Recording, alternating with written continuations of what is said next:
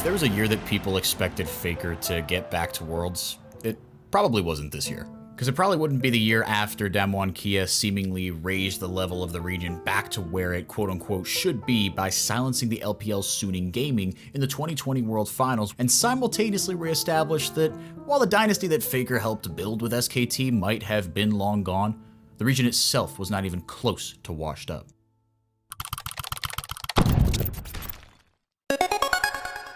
No, it probably wouldn't be the year in which T1's infamous 10-man roster raised a lot of questions about the status of the greatest, and therefore most heavily scrutinized, player of all time, and his trials on and off the Rift as he fluctuated in and out of the starting lineup. It probably would not have been the year where instability also hit the coaching staff for the second year in a row as Zefa and Daeny were let go with 8 games left in the summer split.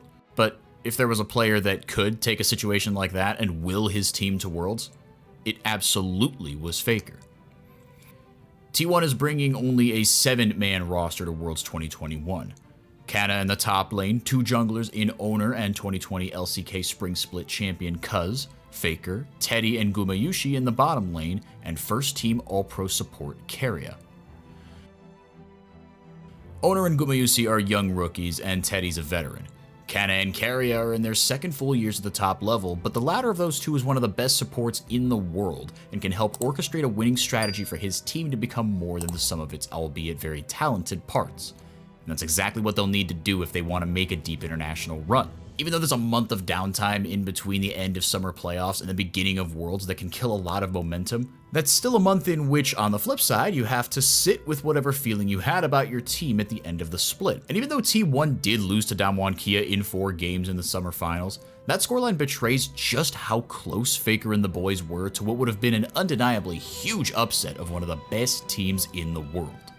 Simply put, T1 and Faker are peaking at the right time. But, as was exemplified in the Damwon series, their success at Worlds is contingent on one man and one man alone, at least for now. T1 has other talented players on its current roster, inconsistent and young as some of them might be. The SKT T1 talent pipeline is arguably the best in Korea, and the ceiling for this team is very high as a result. Since the aforementioned coaching change, a relatively stable roster has had months to put in more consistent preparation, and it has been rewarded by a very good stretch of performances domestically coming into Worlds under their belts. So expect the roster around Faker to keep leveling up and giving this team more wiggle room. Looking a little further forward, there has been some hypothetical discussion around whether Faker would retire after this year or not. But the only way that happens is if he goes out on top. After missing Worlds for just the 3rd time in his career last year, Faker will return to the global stage without legendary head coach Koma for the first time.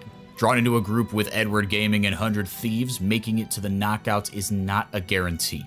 But given that all of Faker's Worlds appearances have ended in at least a semifinal berth every single time, and the amount of roster fluctuation that Faker has endured around him over the 25-year-old's time in the esport, this could just end up being another phenomenal, legendary, all-time season for the greatest player and franchise of all time. Thanks for watching. For more gaming-related content, subscribe to the Esports YouTube channel to stay up to date.